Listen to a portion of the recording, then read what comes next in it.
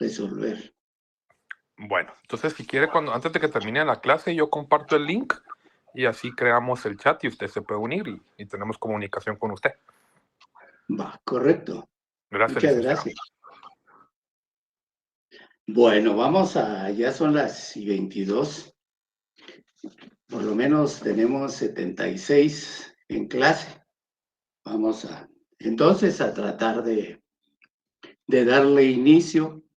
Previamente les doy las más cordiales y muy buenas tardes,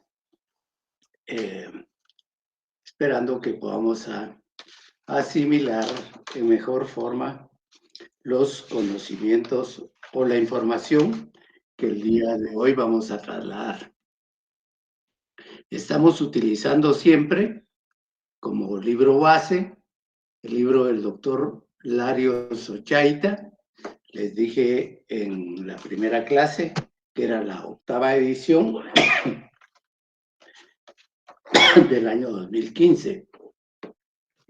Hoy vamos a hacer uso de este texto y vamos a partir de la página 23, analizando el contenido de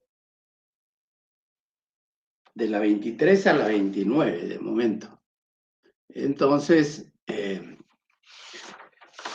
situémonos en la página 23 del inicio y allí en su parte inicial, en el epígrafe, dice concepto. Vamos a tratar de definir el concepto del derecho internacional, que quisimos hacerlo en la clase anterior, pero que sin embargo, dadas las circunstancias por las que había atravesado y que ya era muy corto el tiempo, pues yo considero que no logramos abordarlo con la claridad y con la dedicación que se merece. Vamos a iniciar diciendo que diversos autores del derecho internacional público han pretendido y le han dedicado tiempo a definir esta disciplina jurídica del ámbito del pensum, del derecho por lo menos de nuestra facultad, y también esta disciplina como parte de un todo del derecho internacional público. Entonces, ¿qué vamos a decir del derecho internacional? Vamos a decir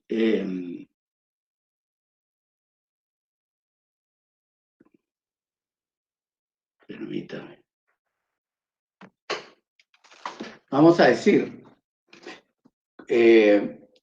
con el doctor Larios, dice que el derecho internacional, vean bien de dónde parte, que es un conjunto de normas que procuran una convivencia pacífica entre los estados. Una convivencia pacífica entre los estados. ¿Y por qué entre los estados, vamos a decir? Porque son los estados los que de forma inicial conforman o le dan vida al derecho internacional. Entonces, los órganos de los estados son los órganos principales del derecho internacional público. Tanto es así que en una de las escuelas que pretenden definir el derecho internacional dice que son solo los estados los protagonistas de esta disciplina del ámbito internacional. Entonces acá establece el doctor que el derecho internacional público es el conjunto de normas que procuran una convivencia pacífica entre estados. Y sí, efectivamente tiene razón en cuanto a lo que dice conjunto de normas que procuran una convivencia pacífica entre estados. Yo les decía en la clase anterior que el derecho internacional público, en su ámbito organizativo universal, decíamos, donde están representados 193, 194 estados, lo que pretendían era alcanzar la paz, por un lado, y por otro lado, la convivencia pacífica a través de una colaboración dentro de los mismos, entre los mismos estados, no dentro, sino que entre los mismos estados, ya sea de forma bilateral, multilateral o de manera universal. Veamos que acá, en esta definición, solo hace referencia a las normas, a un fin primordial, que es la convivencia pacífica, y a la conformación de esta comunidad universal de estados a través de el órgano principal, que es el Estado, al que se les consideraba en un momento como uno de los más importantes, si no el principal, del derecho internacional público. Grabémonos eso: Estado, órgano principal del derecho internacional. Luego, utiliza también Delia, levantó la mano. Perdón, licenciado, se me activó el emoticón. Ah, bueno. Pero no tiene duda. No, licenciado, muchas gracias. Muy bien. Entonces, les decía que él también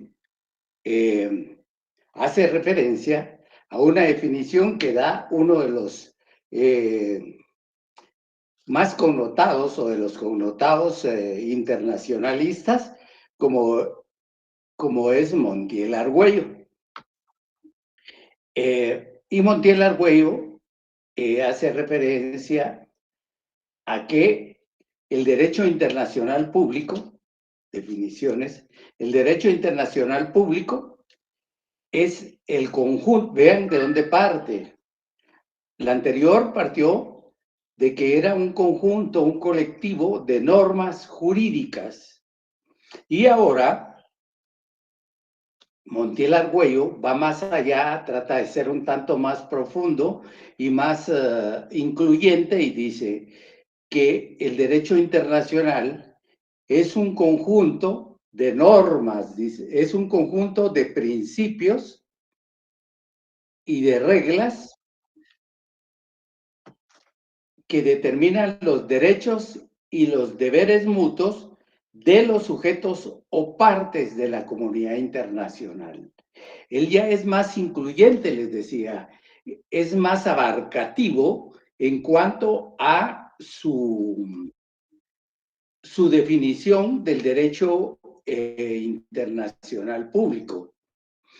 Acá el doctor Montiel Argüello parte de forma inicial al definir el derecho internacional como un conjunto, en primer lugar, de principios. Y sí, porque el derecho internacional público está sustentado en una base de principios sobre los cuales descansa el derecho internacional público. Los principios que los mismos estados, con la finalidad de preservar la paz y de mantener la colaboración entre sí, elaboran, pero también están los principios que han sido determinados por la costumbre por los principios generales del derecho y por la jurisprudencia, que como veremos más adelante formarán parte del entinglado que forma el derecho internacional. Serán las fuentes fundamentales de las cuales se van a nutrir los jurisconsultos, los magistrados de las diferentes cortes para resolver casos determinados. Entonces, hablamos de principios que están establecidos como parte de ese derecho internacional, como parte de la costumbre internacional, que es fuente del derecho internacional, como parte de los principios generales del derecho, que son los que le dan un espíritu importante al desarrollo y a la interpretación del derecho internacional público, y también a través de la jurisprudencia que se maneja con respecto a las diferentes interpretaciones e integraciones que le dan los magistrados, ya sea de la Corte Internacional de Justicia o ya sea de otros de la Corte Internacional Permanente o de las diferentes cortes y tribunales de arbitraje que pudieran integrarse y que tendrán esa base. Pero hablemos de los principios. ¿Cuáles serían unos principios fundamentales del derecho internacional que serviría a los estados para poder invocar en un momento determinado? O los principios generales que los estados tienen el deber de respetar en todo su quehacer, en toda su actividad con respecto a los otros estados miembros o los otros sujetos del derecho internacional.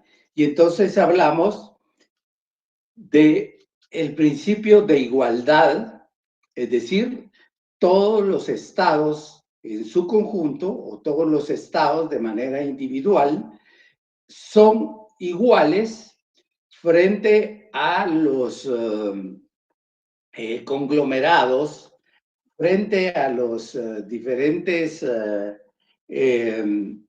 frente a las diferentes estructuras que se establecen para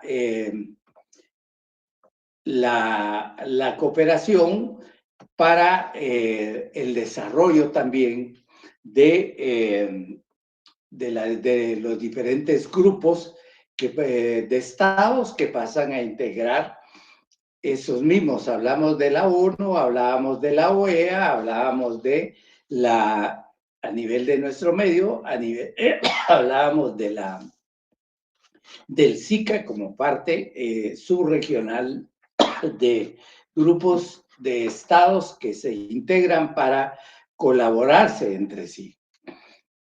Entonces hablamos de igualdad, debe de establecer dentro de ellos un principio de igualdad, pero también un principio de respeto dentro de ese marco de igualdad. Debe de prevalecer el respeto y no agresión, ni no transgresión y no vulneración y no agresión de los estados entre sí. Deben de respetarse independientemente de la posición ideológica o de la posición religiosa que cada uno tenga o que cada uno asuma. Entonces, hablamos principio de igualdad, principio de respeto, y luego viene el principio de soberanía. Este principio de soberanía es muy importante porque a la par del principio de igualdad, estableceremos también el respeto y el reconocimiento que cada uno de los estados tiene con relación a otro. Es decir, que lo reconoce como semejante y en ese ámbito, en esa idea de reconocimiento como un Estado de derechos y de obligaciones, entonces debe el respeto mutuo. Y como Estado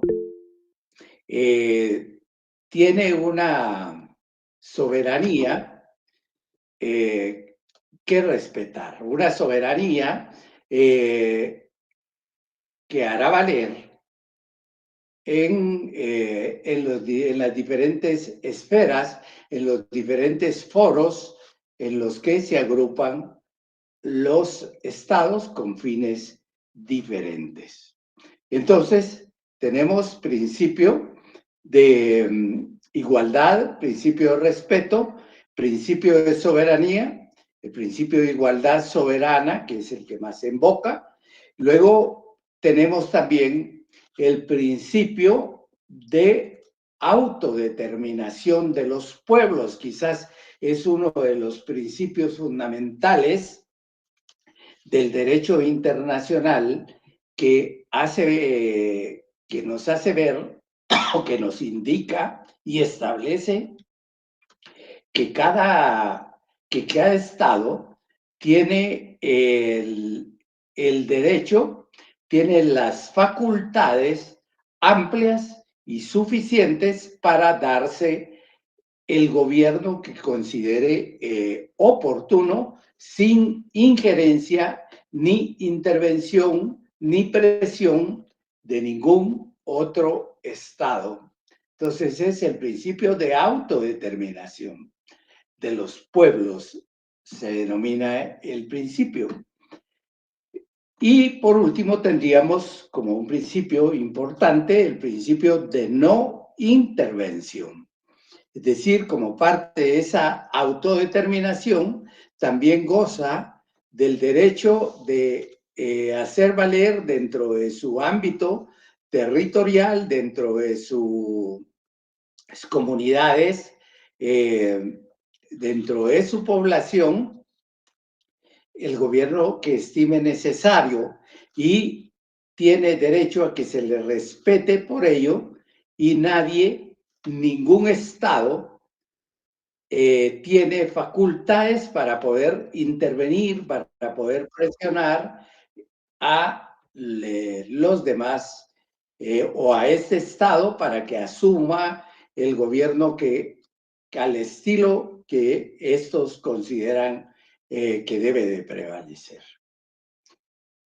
Entonces tenemos ahí, con Montiel Argüello, que el derecho internacional integra también o está conformado por un conjunto de principios, por un conjunto de reglas que determinan derechos y deberes. ¿Cuáles son esas reglas o cuáles son esas normas que determina el doctor y que el maestro Argüello le denomina reglas del derecho internacional? Pues diremos, son todas aquellas que están contenidas en los diferentes, en primer lugar, tratados, que son como tal fuente primaria del derecho internacional público. En los tratados vamos a encontrar una serie de normas que regulan determinadas actividades de los estados. Vamos a hablar de convenciones también importantes que a través de los cuales se diseñan y se conforman estructuras de órganos determinados. Hablamos de la ONU, podemos hablar de una convención importante, la Convención sobre Derechos Diplomáticos, la Convención de Derechos Consulares, que también estructuran, manejan y diseñan todo una actividad, todo un quehacer de esos órganos que sirven de enlaces entre estados y que deben de llenar determinados requisitos para poder actuar en representación del estado que envía. Tenemos también una convención, como este conjunto de normas, este conjunto de reglas, una convención importantísima que entró a regular una actividad histórica de siempre del hombre como tal, del individuo, de los grupos humanos que hacían uso de la mar para poder negociar, para poder compartir, para poder comer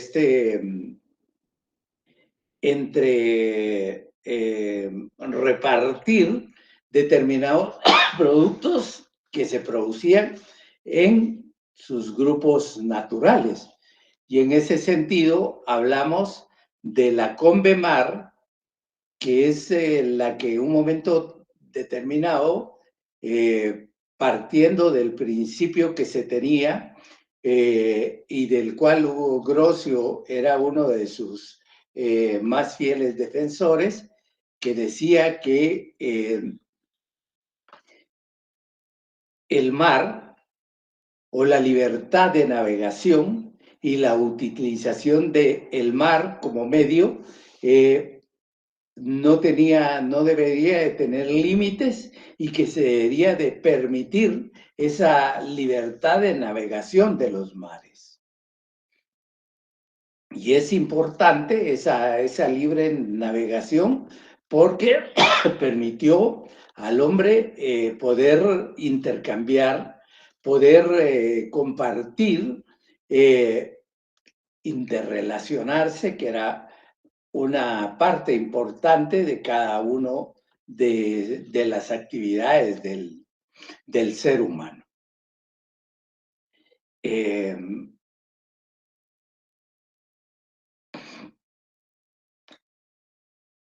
También esta convención lo que hace es dividir esa masa de mar salado y a cada una asignarle determinadas actividades con relación también a la soberanía de los estados ribereños.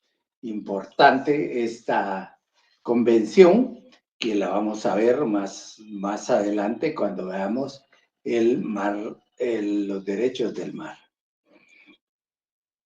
Dice también que son derechos y que son deberes. Cada estado tiene derechos y cada estado tiene deberes, tiene obligaciones. Y esto lo encontramos en una convención también importante de 1963, que es la Convención de Uruguay, en la cual se establecen derechos y deberes, los derechos y deberes de los estados, dentro de los cuales establece también la no intervención de los estados y el respeto al reconocimiento de estos órganos iguales entre los diferentes, dentro de la comunidad internacional. Decía también que esta definición es abarcante, es incluyente, porque acá, como ustedes pueden ver, haciendo una comparación con la definición anterior, vemos que hace referencia a la convivencia política entre estados. Únicamente hace mención a una convivencia entre ¿quién? Entre estados. Esta definición como que es un tanto más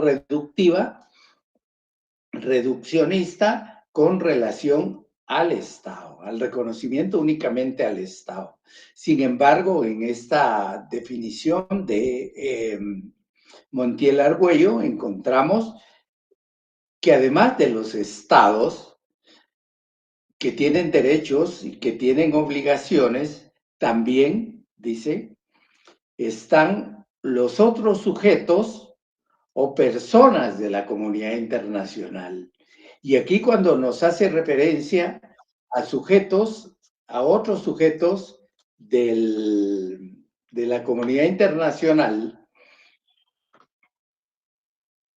hace referencia a las instituciones interestatales con personalidad jurídica propia, con capacidad creadas por los mismos estados en su conjunto. Tenemos también a las entidades o a los órganos especializados, organismos especializados del derecho internacional. La UNESCO, la OIT, la OMS, y en fin, todas aquellas que tienen una actividad específica con relación a una problemática determinada de cada uno de los pueblos y con los cuales, al ver las problemáticas que se producen a nivel de población, pues interactúan entre estados, organismos del Estado, organizaciones del Estado y la comunidad y la entidad internacional.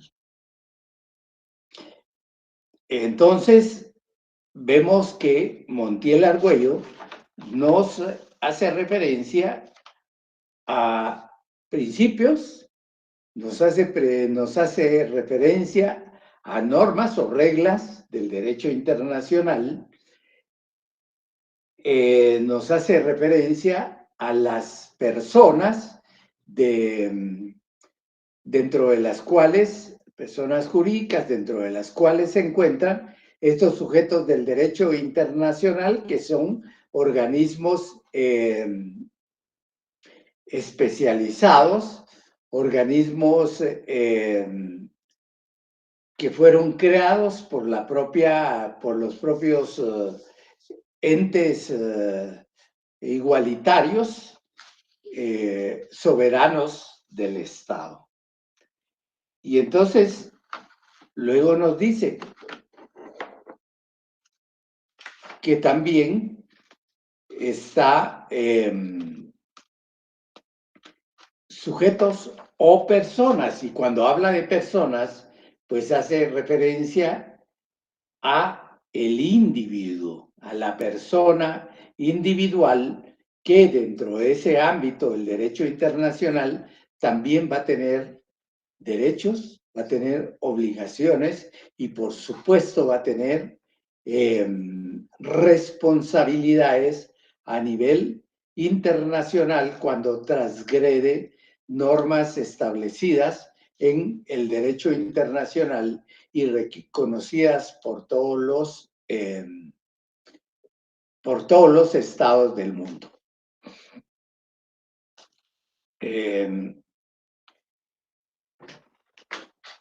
Y por último, el doctor Larios trata de dar una definición lo más amplia posible, lo más abarcante,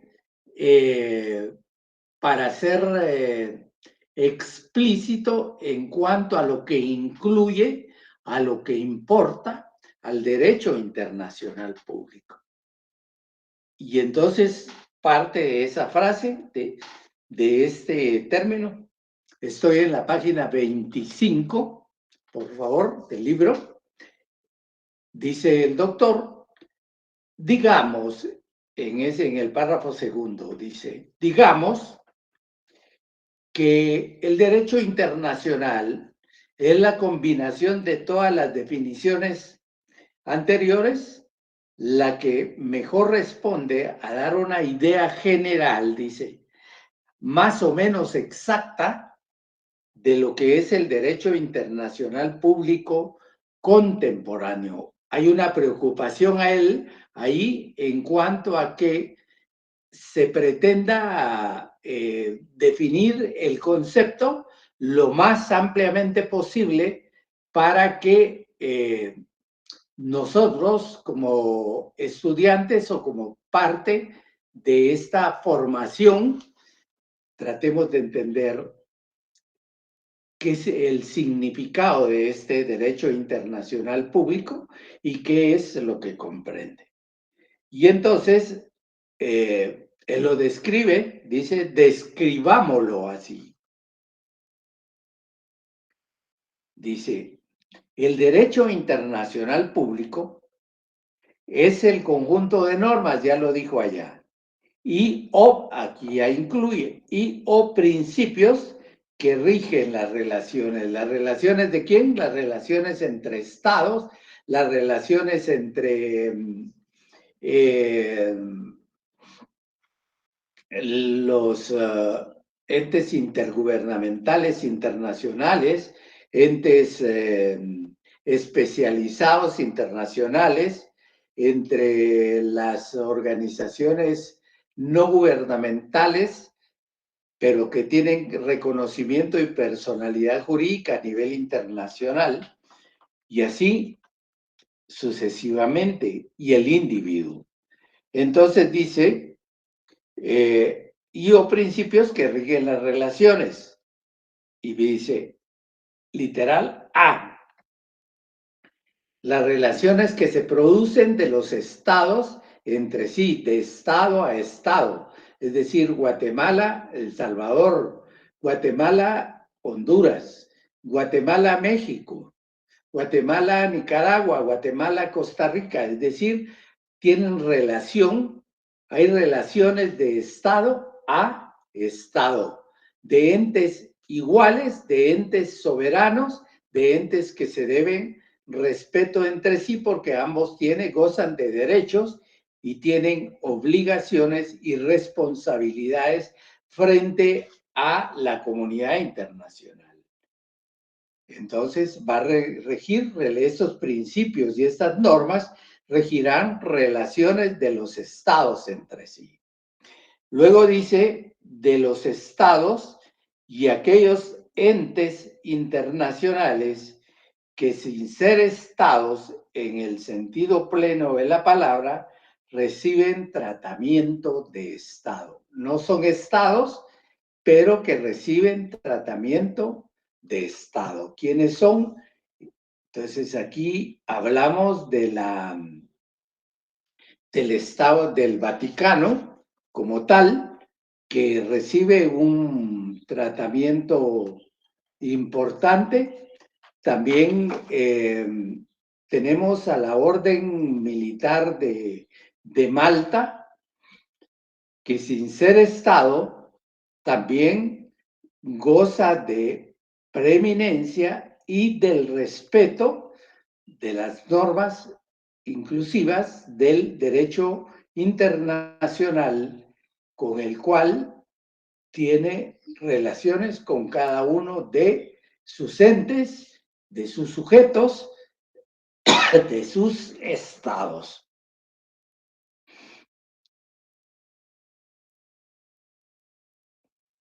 Luego indica en la literal C, dice de los estados y aquellas entidades que sin ser estados poseen personalidad jurídica internacional.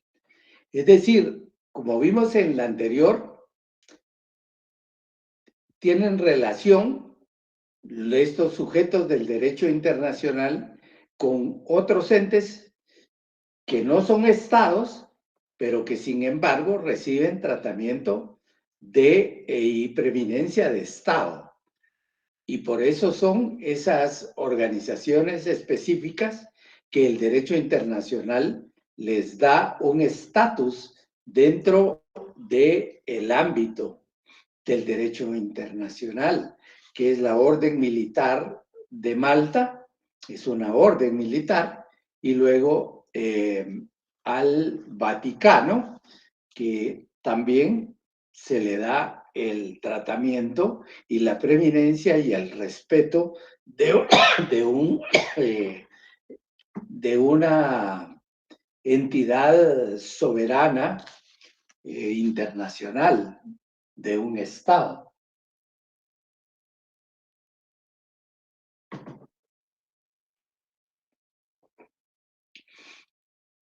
De ahí nos hace referencia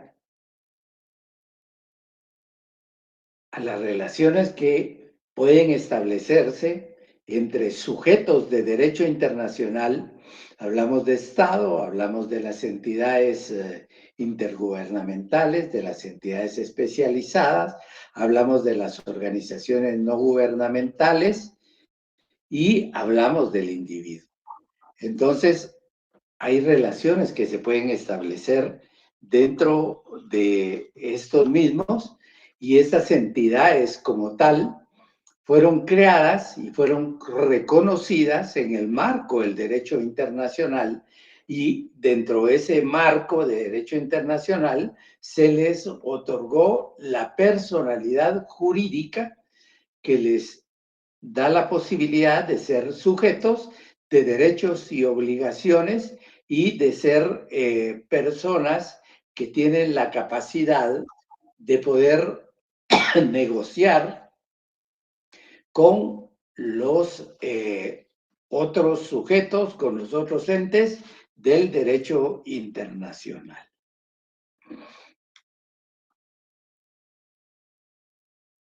Y por último dice, las relaciones que se establecen dentro de los estados y de los individuos en el ejercicio de aquellos derechos y deberes que se consideran de naturaleza internacional.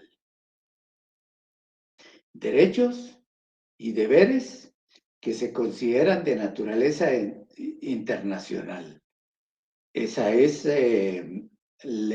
es el sustento legal dentro del cual se ven inmersas las relaciones que se producen de Estado a individuos como parte de este derecho internacional.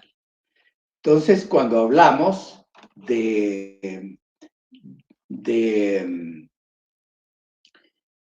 relaciones de Estados con el derecho internacional o con individuos, derechos y deberes que otorga el derecho internacional, por ahí como que nos vamos o tenemos el Estatuto de Roma, en el cual se crea la Corte Internacional Penal y también un conjunto de ilícitos penales, de conductas antijurídicas que pueden ser asumidas por, ya sea por personas de manera individual o por personas integrando grupos al margen de la ley, conocidos como criminalidad internacional, que producen afección a personas individuales y afección a poblaciones concretas. Estos individuos o este grupo de individuos que están dentro del marco de la comunidad internacional son aquellos que adecúan su conducta a las normas o a la norma que determina, o al tipo penal que determina qué es un terrorista, quién es un terrorista y qué es el terrorismo a nivel internacional. Esa es una de las figuras antijurídicas.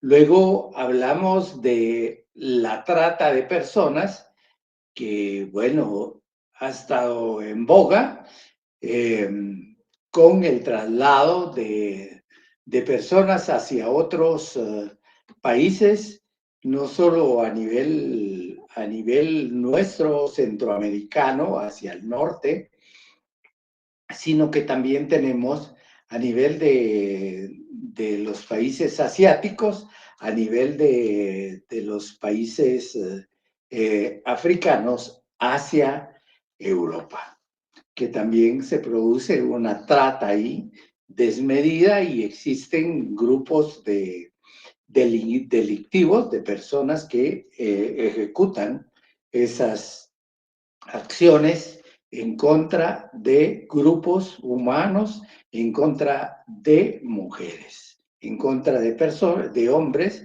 y en contra de niños. Entonces, todo eso lo tenemos dentro de un marco reconocido de carácter internacional y que tiene una corte que le debe dar un tratamiento adecuado conforme a sus normas a ese tipo de actividades delictivas. Entonces tenemos que esos individuos también, amén de que tienen esas responsabilidades, se les impone el deber de respeto a sus semejantes, a los otros seres humanos, con los cuales podrá convivir dentro de un territorio estatal bajo claras normas o estrictas de respeto a los derechos humanos. Entonces, este individuo como tal se ve en el centro del derecho internacional como el recipiendario de derechos humanos, de derechos y obligaciones, de derechos humanos que también encuentran sustento en una serie de reglas, en una serie de normas del derecho internacional. Declaración Universal de los Derechos del Hombre, los derechos civiles, la Declaración sobre Derechos Civiles y Políticos, la Declaración sobre los derechos culturales, económicos y culturales de las personas, son declaraciones, son normas del derecho internacional que están dentro del ámbito de los derechos humanos y que respaldan al individuo, a la persona como tal.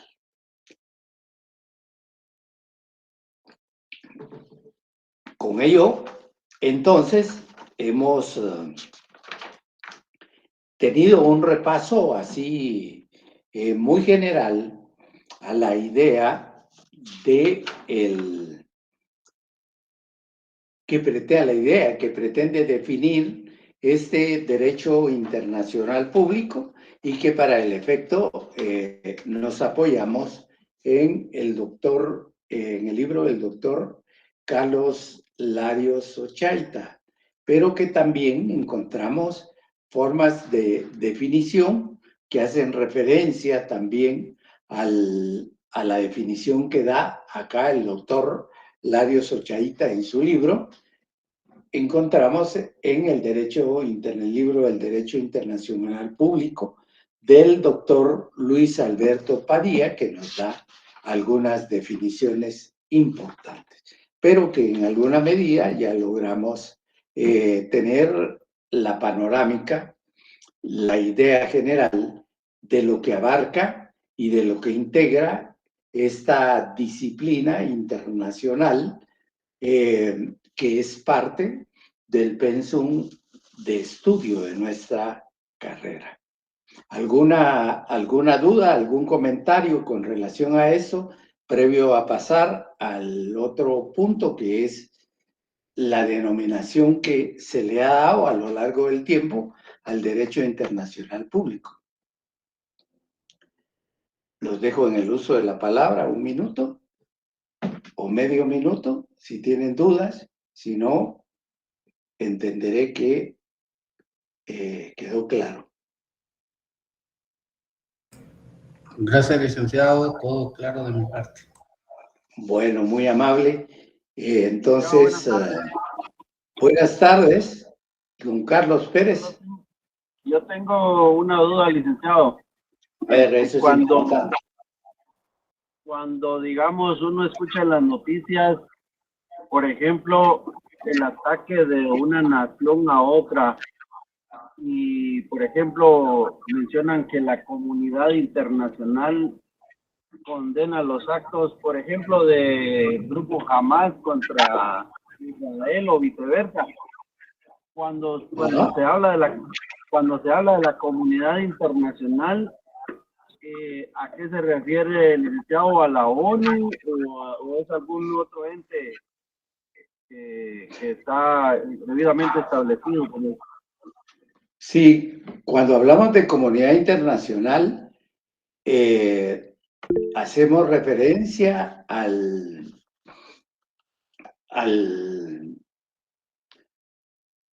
la existencia de una estructura universal en la cual convergen alrededor de 192 estados que se aglutinan en el seno de la Organización de las Naciones Unidas, de la ONU, y que estando ahí, pues básicamente tienen voz, tienen voto y pueden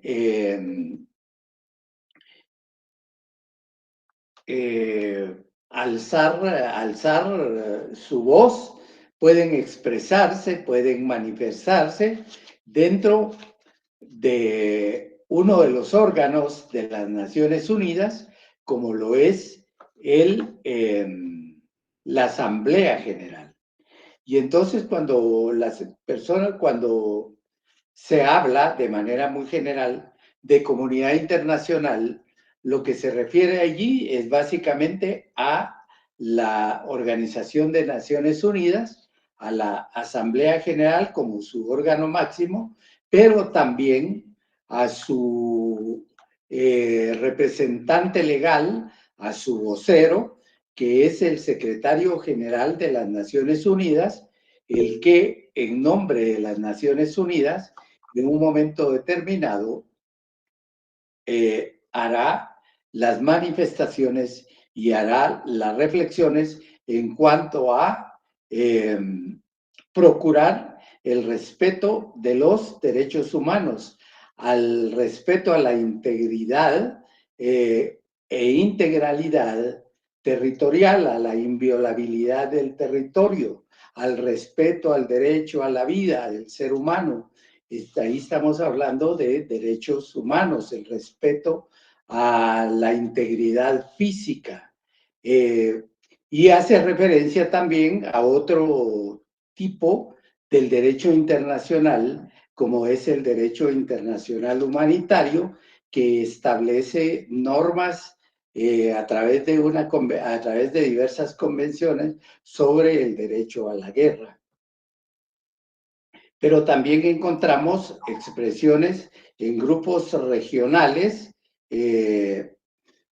que también tienen expresiones con respecto a ese tipo de circunstancias que pueden darse de agresión de un ente soberano frente a otro. Muchas gracias, licenciado. Me queda claro. Muy bien, Ashley de la Cruz ha levantado la mano. Disculpe, licenciado, es que lo paché por accidente. Ah, un accidente más. Dalila Caroli González Escobedo. Buenas tardes, licenciado. Con una consulta respecto a lo que usted estaba conversando de los derechos y el respeto a la vida, la integridad de la persona. Estoy escuchando en las noticias que el presidente de Guatemala ha aceptado recibir refugiados que sean deportados de Estados Unidos hacia acá, a Guatemala. Sí, Entonces, cómo se puede tomar la participación de Guatemala en el apoyo a lo que el presidente Trump está haciendo? sí, una situación bastante compleja, porque si bien el presidente de la República les decía en la primera clase que es el órgano principal que tiene las facultades de definir la política internacional, también debe de cuidarse a su población, por supuesto, de no afectar la seguridad de sus ciudadanos. Entonces, cuando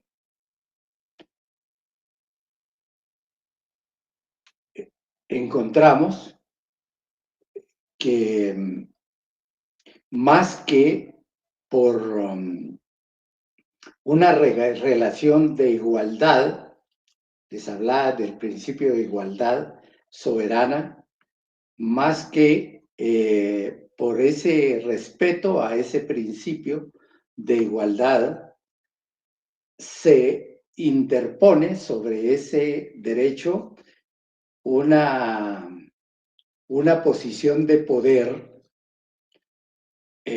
sobre la base de presiones determinadas, de que ya no vamos a enviar esto, que ya no vamos a enviar lo otro, y el otro bajo temor, toda vez que no tiene carácter suficiente para decir, momento, detengámonos, hablemos, platiquemos, porque es a través del diálogo que se llega a acuerdos.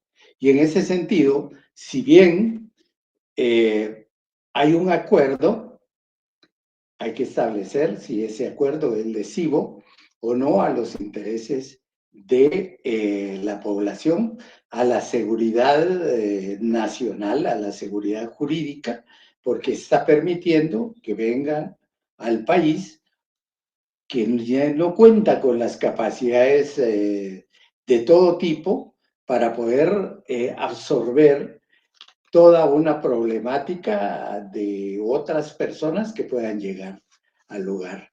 Entonces, en ese sentido, como que no existe una relación de igualdad entre uno y otro, sino que lo que se establece, no hay relaciones de coordinación, no hay un diálogo entre iguales, y lo que se establece es una relación de poder independientemente del perjuicio que se pueda ocasionar al otro, y eso es lo que ha sucedido ahí, a mi juicio y parecer.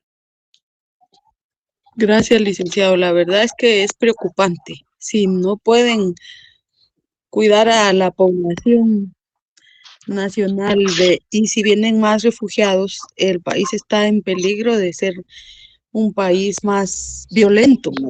Nos va a desbordar, porque no solo no hay capacidades económicas ni laborales, sino que tenemos otro problema además de eso. Don Eddie Emanuel.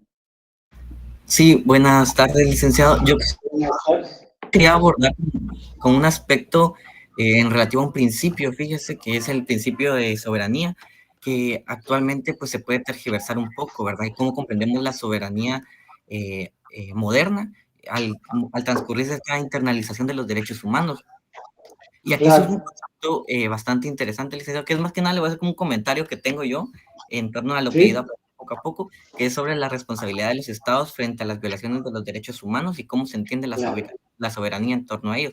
Porque aquí se deriva un concepto bien importante en la teoría internacional, que es la teoría de la responsabilidad de proteger de los estados, que fue adoptada en el contexto de la cumbre mundial del año 2005 y la reafirmó la resolución de 1674 del Consejo de Seguridad en el año de 2026, que establecía justo este aspecto, que establecía, que le digo, este concepto de que cuando los estados no tenían la capacidad o el interés de proteger los derechos humanos, surgía la necesidad de que la comunidad internacional interviniese. Entonces, se establecía este nuevo concepto de que los estados deberían de limitarse cuando aquellos no tienen la capacidad de proteger los derechos humanos. La comunidad tendría que tomar dos decisiones. Uno, primero, brindarle los mecanismos a los estados para que pudiesen establecer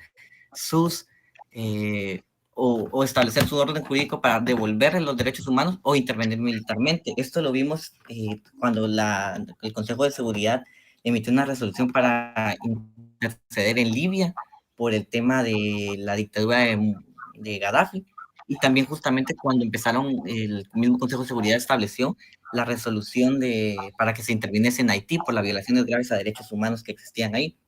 Entonces, a lo que yo iba era como para tratar de retrotraer a que la soberanía actual siempre se va a ver limitada cuando estas violaciones a derechos humanos existan y el Estado no tenga el interés de protegerlos. Entonces, con lo cual se genera esa legitimación para que la comunidad internacional tome estas dos vertientes que había explicado anteriormente. Y solo eso. Gracias, muy agradecido. Sí, es importante ese principio de la obligación de proteger que tienen los diversos estados y que el mismo se impulsa también en el momento en que se produce la afección a las Torres Gemelas y que por ahí se presiona para que se incluya a nivel del Consejo de Seguridad esta adición a las funciones y facultades del derecho el Consejo de Seguridad de Naciones Unidas. Y con relación a Libia, pues básicamente ahí lo que encontramos era un estado opulento, un estado en desarrollo, en pleno desarrollo, y que en el momento de la intervención, en vez de proteger, lo que hicieron fue destruir a un estado estable, desarrollado, que atendía a la mayoría de su población. Eso es en cuanto a eso, y entender que definitivamente es al ente o al órgano que ejerce el organismo ejecutivo o preside el organismo ejecutivo de los estados, o al presidente o a los primeros ministros, a los que les corresponde la facultad de decidir y diseñar la política internacional y de atender a partir de ahí también las diferentes peticiones y acuerdos con los que puede llegar con respecto a otros estados o entes soberanos, como así lo son en el caso que hablaba la compañera Dalila. Entonces, muchas gracias. Vamos a entrar a ver el otro punto de este programa. Nos vamos a la página 27. Marilyn Fernanda, ¿también se le marcó, no? No, buenas tardes, licenciado, disculpe. Solo venía a preguntar algo que es de otro tema, pero con una consulta. A la orden. Sí, gracias. Usted estaba hablando sobre la clasificación o tipo de estados anteriormente, ¿verdad? No entraba a clasificación, les entré a hablar sobre el estado, los principios. Estamos en la definición Ah, ok, de lo que está es el bien. derecho internacional público y hablamos del Estado como un órgano principal del derecho internacional, pero que convive y hace vida también jurídica, económica, política con relación a los otros sujetos del derecho internacional, como lo son las entidades, como lo son los individuos, como son las ONGs a nivel internacional. Oh, está bien, sí, es que yo creo que me adelanté un poquito porque a mencionarles sobre unos que menciona el doctor Padilla, pero yo creo que eso lo veremos más adelante. Perdón y Sí, muchas gracias. sí. Bueno, estamos a la orden. Entonces, entremos al tema. Les decía, página 27, el doctor Larios, que se refiere a las denominaciones del derecho internacional público, que en el decurso de la historia se ha pretendido darle a esta disciplina determinada denominación, determinado concepto para ir entendiendo a qué se refiere la actividad que se realiza dentro de las relaciones que se producen entre los diversos sujetos del derecho internacional. Y entonces, en primer lugar, nos tropezamos y encontramos la denominación que se da en Roma, fundamentalmente, con un funcionario de esos gobiernos o esos regímenes de gobierno, como es el jus fetiali, ese conjunto de facultades que se le dan a un órgano o a un funcionario, hablemos, romano, que se encargaba fundamentalmente de la declaración de la guerra, en particular de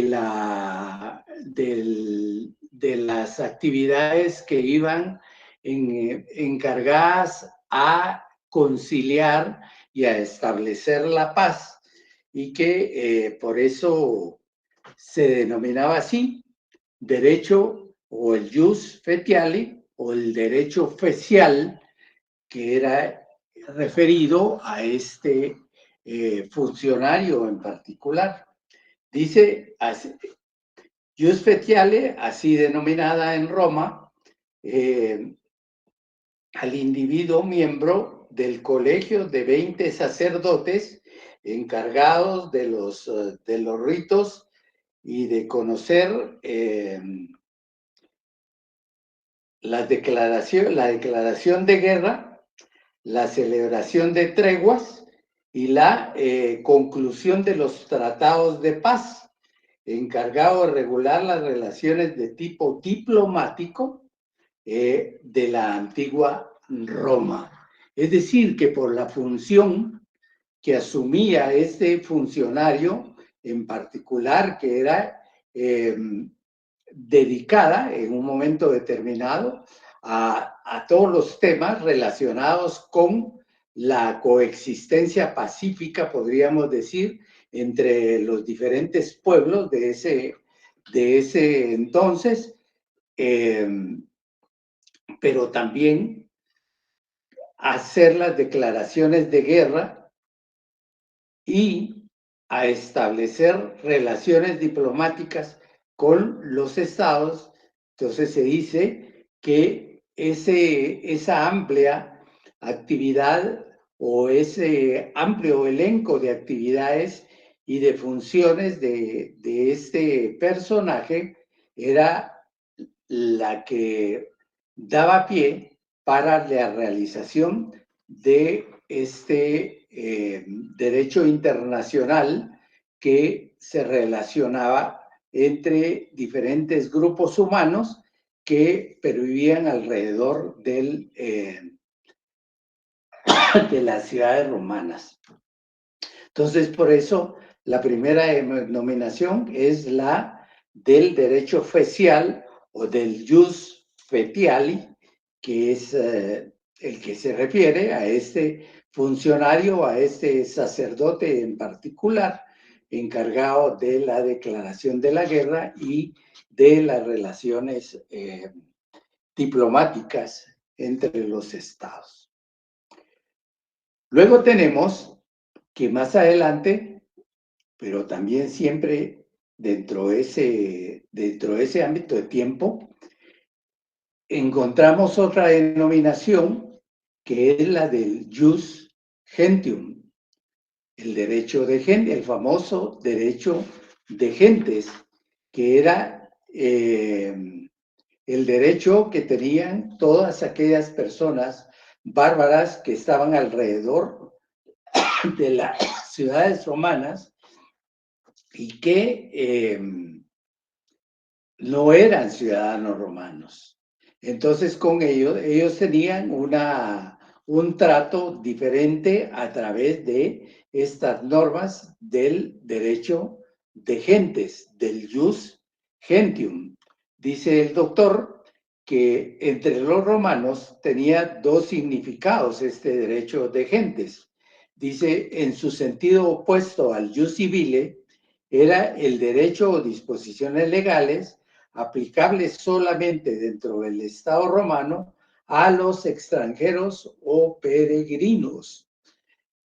No tenían el derecho o la aplicación o el reconocimiento como ciudadanos romanos, sino que eran peregrinos, eran extranjeros fuera del derecho romano o fuera de esa clasificación de ciudadanos romanos. Y luego tenemos la otra, que es dice, disposiciones de orden legal establecidas por la razón natural y observadas por los estados de la tierra. Ejemplo, una figura de contrato de compraventa. Entonces, tenemos que dentro de ese derecho de gentes era también ese conjunto de normas aplicable a los peregrinos, aplicables a los extranjeros, y los ciudadanos de Roma, a ellos se les aplicaba el jus civili, que era diferente al jus gentium. Posteriormente, en la Edad Media, se denominó jus inter omnes gentes. En la Edad Media, vean bien, primero hablamos del Imperio Romano, más atrás, y ahí luego hablamos de la Edad Media, y en esa parte de la evolución, podríamos decir, de los grupos humanos, encontramos ese término que es acuñado, inventado por el teólogo Francisco de Vitoria, que era un teólogo, dice el doctor, de la Universidad de Salamanca. Él tuvo el privilegio de haber sido el primero en sostener la teoría de una comunidad de estados regulados por un llamado jus inter omnes gentes, o el derecho de los hombres o el derecho de los extranjeros. Luego tenemos que se denominó por parte de uno de los grandes filósofos de la época, como era el inglés Jeremías Bentham, que le llamó por primera vez derecho internacional. Él es el que, Jeremías Bentham, es el que utiliza por primera vez el término de derecho internacional, dice el doctor, aquella rama del derecho que solamente se aplica a y entre los estados. Es decir, viene en principio con un criterio reduccionista, dándole la denominación de un derecho internacional aplicado únicamente a esas entidades soberanas igualitarias del derecho internacional. Dice, también es muy común que se utilice el término ley de nación